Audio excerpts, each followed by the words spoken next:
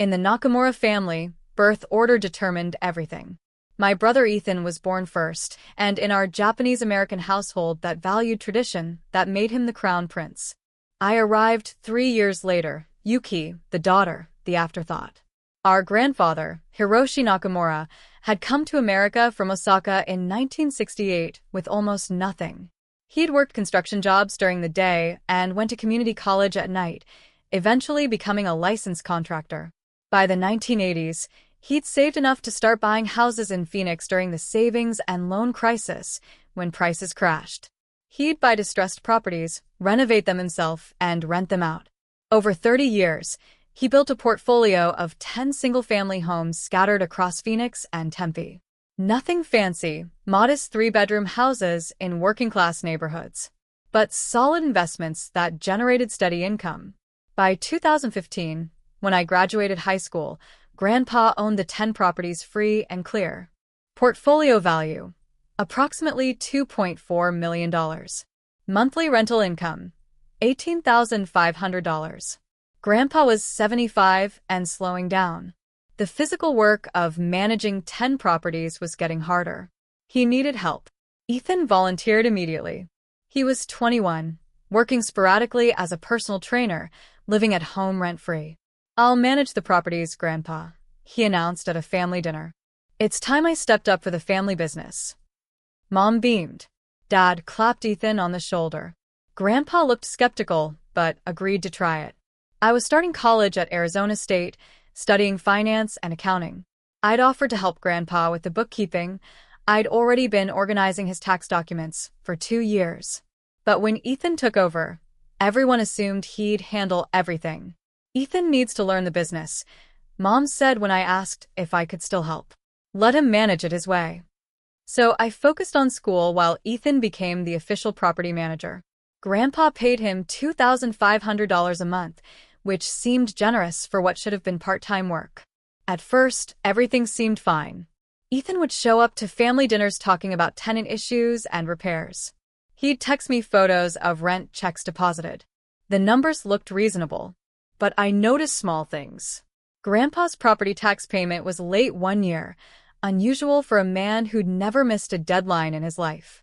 A tenant called me directly once asking about a repair Ethan had promised, but never scheduled. When I mentioned it to Ethan, he got defensive. "I'm handling it," he snapped. "Stop micromanaging me." The real warning came in 2017. Grandpa asked me to review his financial statements because something felt off. "The rental income seems low," he said quietly. "But Ethan says the market is soft." That didn't make sense. Phoenix's rental market was booming. I was studying real estate finance at ASU. I knew the numbers. I asked Ethan for the full accounting records. He gave me a shoebox full of crumpled receipts and barely legible notes. No organized spreadsheets, no clear tracking, nothing that would pass even a basic accounting class. I spent 3 weeks rebuilding the books from scratch, cross-referencing bank statements, tracking deposits, analyzing expenses. The picture that emerged made me sick to my stomach. Ethan was collecting approximately $18,500 in monthly rent from the 10 properties. But he was only depositing about $13,000 into Grandpa's account. The missing $5,500 per month was vanishing. That's $66,000 a year. Over the 2 years he'd been managing, approximately $132,000 was unaccounted for. I brought my findings to Grandpa. We sat in his small office, the one where he'd built his entire business through meticulous record-keeping and honest work, and I showed him the evidence. His face got harder and harder as I explained. When I finished, he was quiet for a long time. "You're certain?" he finally asked in Japanese. He always switched languages when he was deeply upset. "Hi," I replied. "But I need access to Ethan's personal bank accounts to prove where the money went. Right now, I can only prove it's missing." Grandpa made a decision that day that would change everything. "I'm transferring the properties to you," he said. "All 10 of them. Through a trust that executes immediately." "Grandpa, no. Ethan is the firstborn son. The family will." "The family," he interrupted, his voice firm, "will understand that I leave my legacy to the person who has integrity, not the person who steals from an old man." We met with his attorney, Catherine Rodriguez, the next week. She was sharp, thorough, and asked hard questions. When I showed her my analysis of the missing funds, her expression went cold. "We should report this to the police," Catherine said. "Not yet," Grandpa said. "First, we secure the properties. Then we watch and document. I want to know exactly how much he steals and how long he'll continue." The irrevocable trust was established in September 2018. All 10 properties transferred to me immediately. County deeds filed. Everything legal, binding, irrevocable. I became the owner of a $2.4 million real estate portfolio at age 21. But nobody knew except Grandpa, Catherine, and me. Ethan continued managing the properties, believing he was building toward an inheritance. And he continued stealing. Over the next 6 years, I documented everything. I hired a forensic accountant to track every missing payment. I interviewed tenants who confirmed they paid full rent to Ethan every month. I gathered bank records showing deposits into Ethan's personal account that coincided with rent collection dates. By December 2024, Ethan had stolen approximately $427,000 from what he thought was Grandpa's estate, but was actually my property. And I had evidence of every single dollar. From 2018 to 2024, I lived a strange double existence. Publicly, I was Yuki Nakamura, recent college graduate working as a junior financial analyst at a mid-sized firm in Scottsdale. I made $64,000 a year, lived in a modest apartment near ASU, drove a 6-year-old Toyota Corolla. To my family, I was doing fine, respectable job, stable life, nothing remarkable. Privately, I owned 10 rental properties worth $2.4 million, generating $18,500 in monthly rent. Well, I own them on paper. Ethan still managed them and stole roughly $6,000 to $7,000 each month while depositing the remainder into an account I controlled. It was surreal. Every month, money that was legally mine would flow through Ethan's hands. He'd steal a portion, deposit the rest, and I'd document the entire transaction through my forensic accountant. Why didn't I stop him immediately? Because Grandpa wanted the complete picture. "Let him show us who he really is," Grandpa said. "The longer he steals, the more undeniable the evidence becomes." So I watched, and built, and prepared. The money Ethan did deposit, about $11,000 to $12,000 monthly, I reinvested carefully. I paid down the property taxes, which Ethan often neglected. I funded necessary repairs that Ethan claimed to handle but didn't. I built a reserve fund for major maintenance. And I quietly upgraded the properties. Using my own salary and the legitimate rental income, I renovated 5 of the 10 houses over 6 years. Updated kitchens, new flooring, modern appliances, fresh paint. Nothing flashy, but quality work that increased values and allowed for higher rents. By 2024, the portfolio was worth $3.6 million. Monthly rental income had increased to $22,000. After legitimate expenses, the properties netted $185,000 annually. All of it legally mine. None of it known to my family. Ethan, meanwhile, was living like a king. He'd bought a new Ford F-150 truck, $68,000. He'd moved into a luxury apartment in Scottsdale, $2,800 a month. He posted constantly on Instagram about gym memberships, golf outings, bottle service at clubs, weekend trips to Vegas and San Diego. Everyone thought he was successful. A thriving property manager building his real estate empire. I knew the truth. He was a thief funding a lifestyle with stolen money.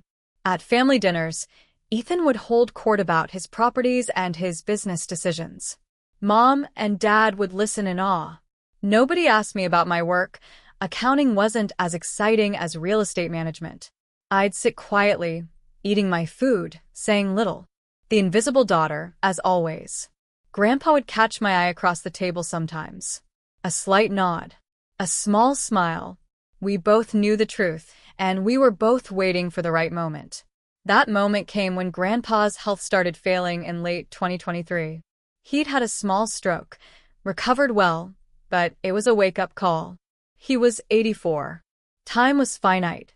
I want to see this resolved before I die, Grandpa told me in January 2024. I want to watch Ethan's face when he learns the truth. We started planning. Catherine prepared all the legal documentation, the trust papers, the property deeds, the forensic accounting reports. Everything organized and ready to present. The total documented theft by March 2024, $427,000 over 76 months. In November 2024, Mom called me. We need to have a family dinner, she said. Your father and I want to discuss Grandpa's estate planning with everyone. My stomach clenched. When? This Sunday. Don't miss it, it's important. I immediately called Catherine. It's happening. This Sunday. Can you be ready? I've been ready for 6 years, Catherine said. I'll bring everything. Sunday dinner at my parents' house in Phoenix was tense from the moment I walked in. Mom had cooked Japanese food, her specialty, meant to honor Grandpa. The table was set formally. Everyone was there: Mom, Dad, Ethan, Grandpa, and my younger sister Maya, who was still in high school. We made awkward small talk through the first course. Then Dad cleared his throat.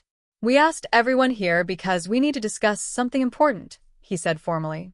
Grandpa's getting older. It's time to talk about the future of the rental properties. Here it comes, I thought. Ethan sat up straighter, his expression serious, but with an undercurrent of satisfaction. He'd been waiting for this moment for years. Mom smiled at Ethan. Your brother has been managing the properties for 7 years now. He's done an excellent job. We think it's time to make the transition official. I've managed these 10 Arizona rentals for 7 years, Ethan announced, his voice confident and proud. They're rightfully mine now. He looked directly at me as he said it. Not at Grandpa, who actually owned them, or thought he did. At me, making sure I understood my place in the family hierarchy. Mom added her support immediately. He's earned it. Dad nodded in agreement. Maya looked uncomfortable but said nothing. Grandpa sat perfectly still, his face unreadable. I smiled politely and asked a simple question. Show me the rental receipts from 2019 to 2024. The room went quiet. Ethan's confident expression flickered slightly. What? He said. The rental receipts, I repeated calmly. If you've been managing the properties for 7 years, you should have detailed records. Monthly rent collected from each property, deposited into Grandpa's account. I'd like to see them. Ethan's face flushed red. I don't need to prove anything to you. I've been doing this for years while you were busy with your little accounting job. I don't need to prove anything to you, he laughed, but there was an edge to it now. Yuki, that's rude, Mom said sharply. Your brother has been working hard. We don't need to interrogate him. I'm not interrogating, I said mildly. I'm asking to see basic business records. Any legitimate property manager would have them. Ethan stood up, his chair scraping loudly. This is insulting. I've spent 7 years building this business and you what? You think you can just question my work? I think, I said quietly, that anyone claiming to have earned a $3.6 million inheritance should be able to show receipts. The number, $3.6 million, made everyone pause. That was higher than the last valuation they'd heard. The properties have appreciated, I continued. Current market value is approximately $3.6 million. If Ethan's been managing them as well as he claims, he should have detailed documentation of rental income, expenses, repairs, everything. Ethan's jaw worked. Those records are private business information. Nothing about Grandpa's properties is private from Grandpa, I interrupted. So show us. Show everyone the rental receipts. Prove you've been depositing full rent every month. Yuki, enough, Dad said angrily. What's gotten into you? The truth, I said simply. I pulled out my phone and sent a text. Come in now. 30 seconds later, the doorbell rang. Mom stood up, annoyed. Who is that? My guest, I said, walking to the door. Catherine Rodriguez stood on the porch in a perfectly tailored navy suit, carrying a leather briefcase. Behind her was David Chen, the forensic accountant I'd been working with for 6 years. Good evening, Catherine said pleasantly. I apologize for the interruption. I'm Catherine Rodriguez, estate attorney for the Nakamura Family Trust. I stepped aside. They walked into the dining room where my family sat frozen. Catherine set her briefcase on the sideboard. David did the same. The estate lawyer cleared his throat. "Sir, your sister has been the legal owner since 2018, and we've documented." Ethan's fork dropped from his hand and clattered against his plate. "What is this?" Ethan demanded, his voice too loud. "Who are these people?" "As I mentioned," Catherine said calmly, "I'm the estate attorney for the Nakamura Family Trust. I drafted the irrevocable trust that transferred all 10 rental properties to Yuki Nakamura in September 2018. The room exploded into chaos. "That's impossible," Ethan shouted. "What trust?" Mom demanded. Dad stared at Grandpa. "You wouldn't." Grandpa spoke for the first time, his voice quiet but firm. "I would. And I did." Catherine pulled documents from her briefcase with practiced efficiency. "Here is the trust agreement, executed on September 15, 2018. Properly notarized, witnessed, and filed. Here are the 10 property deeds, all showing transfer from Hiroshi Nakamura to the Nakamura Family Trust with Yuki as sole trustee and beneficiary." She laid document after document on the table. County stamps, notary seals, transfer dates all showing September 2018. "The trust is irrevocable," Catherine continued. "Yuki has been the legal owner of all 10 properties for over 6 years. Ethan has not been managing Hiroshi's properties. He's been managing Yuki's properties." The silence was absolute. Then Ethan found his voice. "This is fraud. She manipulated Grandpa. He was old, confused." Mr. Nakamura was evaluated by 2 independent physicians before executing the trust, Catherine interrupted coldly. "Both certified him as fully competent. Any claim of diminished capacity or undue influence will fail." David opened his briefcase. "My name is David Chen. I'm a forensic accountant. I've been conducting an investigation into the financial management of these properties since October 2018. He pulled out a massive bound report, easily 300 pages. "This investigation has documented systematic theft of rental income over a period of 76 months. The word theft hit like a physical blow. Mom gasped. Dad's face went white. Ethan looked like he might throw up. David began laying out evidence. Bank statements, spreadsheets, timeline analyses. "The scheme was straightforward," David said, his voice clinical and damning. "Ethan collected full rent from all 10 properties, amounts ranging from $18,500 per month in 2018 to $22,000 per month in 2024. However, he consistently deposited only a portion into the property account." He laid out comparison sheets showing rent collected versus rent deposited. The missing funds, averaging $6,000 to $7,000 per month, were deposited into Ethan's personal checking account within 24 to 48 hours of collecting rent from tenants. More evidence hit the table. Highlighted bank statements showing deposits into Ethan's account that perfectly matched missing rent payments. "We interviewed all current and former tenants," David continued. "They confirmed paying full rent to Ethan every month. Here are signed affidavits from 18 tenants documenting rental amounts and payment dates.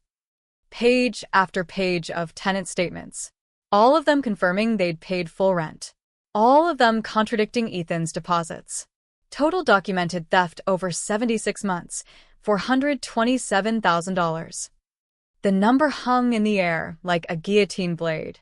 "That's not true," Ethan shouted, jumping to his feet.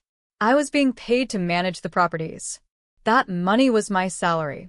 "Your salary was $2,500 per month," David said calmly.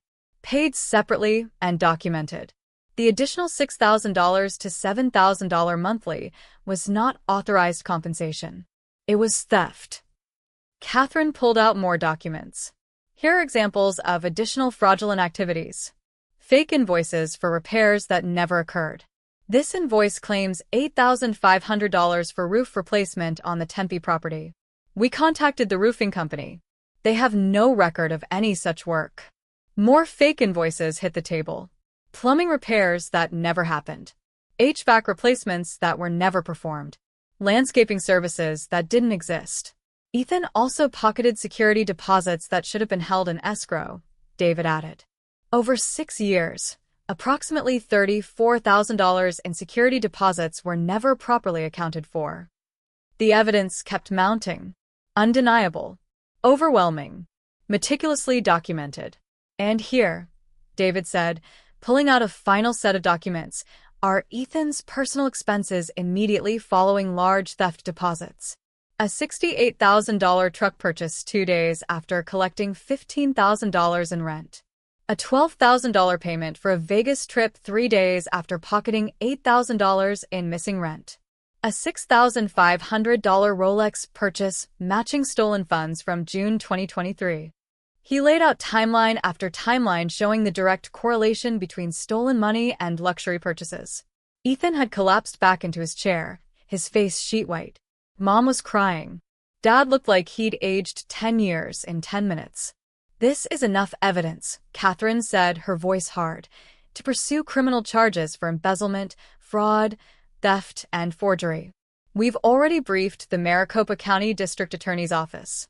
They're prepared to file charges if Yuki chooses to prosecute. All eyes turned to me. I looked at Ethan, my brother, who'd been the favorite son our entire lives. Who'd received every advantage, every benefit of the doubt, every excuse for his failures. Who'd spent 6 years stealing from me while I documented every crime. How could you? I asked quietly. These were Grandpa's life's work. He built this with his own hands. I needed the money, Ethan shouted, desperation replacing defiance. Do you know how expensive it is to maintain an image? The truck, the apartment, keeping up with my friends. So you stole $427,000 from your own grandfather? I interrupted, my voice sharp now. You stole from an 80-year-old man who trusted you. He wasn't going to miss it. Ethan protested. There was plenty of rental income. I just took what I needed. You took what you wanted, I corrected. There's a difference. And it wasn't Grandpa's money you stole. It was mine. The properties have been mine for 6 years. That truth seemed to hit Ethan hardest. His face crumpled. Why didn't you stop me? He asked, his voice breaking. If you owned the properties, why did you let me keep managing them? Because Grandpa wanted to see how far you'd go, I said. He wanted documentation of exactly who you are. And now we have it. 76 months of evidence showing you're a thief. I stood up. You have 48 hours to sign a confession and restitution agreement. If you refuse, we file criminal charges Monday morning. Catherine pulled out a document and slid it across the table to Ethan. This acknowledges the theft and establishes a payment plan. Given the amount, you'll be paying $3,000 per month for the next 12 years. Ethan stared at the document like it was a death sentence. Mom found her voice, shrill and desperate. You can't do this to your own brother. He made mistakes, but family forgives. He made $427,000 worth of mistakes, I interrupted. That's not a mistake. That's a crime. I looked at Mom and Dad. For 6 years, you've treated Ethan like the golden child while barely acknowledging I exist. He got the praise, the support, the assumption of competence. I got ignored. But I was the one Grandpa trusted. I was the one who actually deserved it. And I was the one who spent 6 years documenting every crime while Ethan stole, and you all celebrated him. Dad finally spoke, his voice barely above a whisper. Your grandfather did this? He knew. He knew everything, I said. He's the one who hired David to investigate. He's the one who wanted complete documentation. He wanted you all to see the truth about your favorite son. Grandpa stood up slowly, using his cane. He looked at Ethan with an expression I'd never seen on his face, pure disgust. In Japan, we have a saying, Grandpa said in Japanese, then translated, the nail that stands up gets hammered down. But in America, I learned different. Here, the person who works hard and shows integrity gets rewarded, not the person who is loud and takes what isn't his. He looked at Mom and Dad. I gave Yuki my properties because she earned them. She showed up.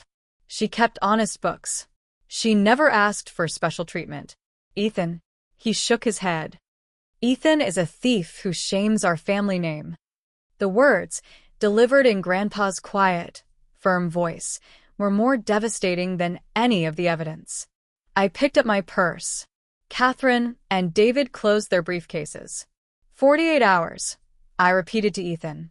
Sign the confession or face prosecution. And then I walked out, leaving my family in ruins behind me. I drove straight to one of my properties, the house on Indian School Road, and sat in the driveway for an hour, processing everything. My phone erupted with calls and texts.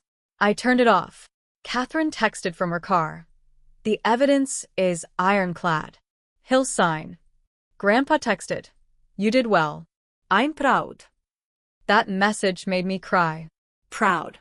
Grandpa was proud of me. Over the next week, the family disintegrated. Ethan signed the confession Friday afternoon. He didn't have a choice. The alternative was prison. The restitution agreement required $3,000 monthly payments, which would barely dent the total but gave me legal recourse if he ever tried to claim he'd been wronged. His truck was repossessed when he missed the first payment. His landlord evicted him for non-payment. He moved back in with Mom and Dad at age 30, his entire life built on stolen money collapsing. Mom blamed me. Long voicemails about destroying the family, about being vindictive, about choosing money over blood. I didn't respond. Dad tried a different approach, guilt. Your brother made mistakes, but he's still your brother. Can't you show mercy? I showed mercy by not pressing charges, I replied. He stole $427,000. In most families, that would mean prison. What I did do was take full public control of my properties. I fired Ethan, obviously, and hired a professional property management company. I changed locks, updated tenant records, sent official notices about the ownership change. And I kept building. I sold one property for $380,000 and used the proceeds to buy a small commercial building in downtown Phoenix. I renovated 3 more residential units. I raised rents to market rates. The portfolio grew to $3.9 million. Monthly income increased to $24,000. 6 months later, my younger sister Maya called. She was applying to colleges and wanted advice. I saw what you did, she said quietly, with the properties with Ethan. Everyone says you were cruel, but I think you were right. We talked for 2 hours. About family dynamics, about being invisible, about building your own success separate from family expectations. Can I come work for you this summer? She asked. Learn about property management and real estate? Absolutely, I said and meant it. For years after that devastating family dinner, I stood in my new office, a suite I'd built out in my downtown commercial property. Nakamura Property Management now handled my 9 residential properties. I'd sold one and bought commercial instead, plus properties for 6 other small investors who'd hired me based on my reputation. The original portfolio was worth $4.4 million. Monthly rental income, $27,000. Annual net income, $245,000. But more than the money, I'd built something real. A business with integrity. A reputation as a fair, thorough, ethical property manager.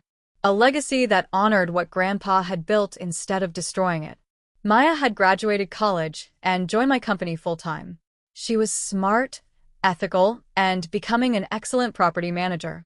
Everything Ethan could have been if he'd chosen integrity over entitlement. My relationship with Mom and Dad remained fractured. We were civil at necessary family events, Grandpa's birthday, Maya's graduation, but the warmth was gone. They'd chosen to defend Ethan's theft rather than acknowledge my 6 years of patient integrity. Ethan had gotten a job in sales, nothing to do with real estate, which his confession prevented. He was rebuilding his life slowly, though we rarely spoke. The brother I'd once looked up to was gone, replaced by a stranger who'd stolen from family. But Grandpa had lived to see justice done. He'd passed away peacefully 2 years after that confrontation, knowing his legacy was in safe hands. At his funeral, I'd given the eulogy. About integrity, about hard work, about building something that lasts. About choosing the right person to carry forward a legacy, not just the expected person. Last week, a young woman approached me at a real estate conference. "Are you Yuki Nakamura?" she asked. "Yes. I heard about what happened with your brother. About the theft and the documentation and the confrontation." She paused. "My uncle is managing my grandmother's properties, and I think he's stealing. Would you talk to me about how you proved it?"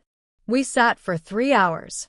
I walked her through the investigation process, the importance of documentation, the forensic accounting techniques. I gave her Catherine's contact information. "Family theft is more common than people think," I told her. "And it's hardest to expose because people don't want to believe their loved ones would steal. But truth matters more than comfort." As she left, grateful and determined, I thought about that family dinner 4 years ago. About Ethan's confident announcement that the properties were rightfully his. About Catherine and David walking in with evidence that destroyed his lies. I didn't regret any of it. Because Grandpa had taught me the most important lesson. Integrity isn't just refusing to steal. It's having the courage to expose theft even when the thief is someone you love. The $4.4 million portfolio was proof I'd learned that lesson well. But the real inheritance was knowing I'd honored Grandpa's legacy, not by simply owning what he'd built, but by protecting it with the same integrity he'd shown throughout his life. That was worth more than any amount of money.